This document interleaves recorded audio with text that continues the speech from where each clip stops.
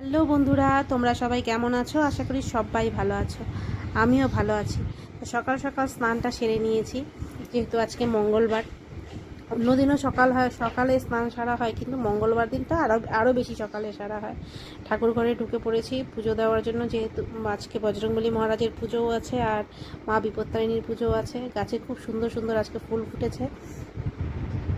গতকাল আমি বাজারে গিয়েছিলাম, বাজার থেকে এই কাপ ধূপের প্যাকেটটা নিয়ে এসেছি। খুব সুন্দর, জানো তো, এটা সামান্য একটু আগুন দিলে খুব সুন্দর ধোয়া হয়, আর সারাটা ঘর যেন সুন্দর গন্ধে ভরে ওঠে। তো এই দেখো, আমার সব পুজো দেওয়া শেষ। আর দেখো ধূপকাঠিটার মধ্যে থেকে কি সুন্দর ধোয়া। পুজো দিয়ে উঠে দেখি সকাল 9:15 বেজে গেছে।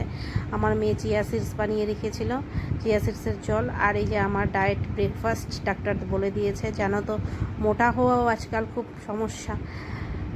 যারা রোগা আছো তারা কিন্তু রোগাই থেকো, মোটা হওয়ার চেষ্টা একদম করবে না। আজকের জন্য এতটুকুই, টাটা।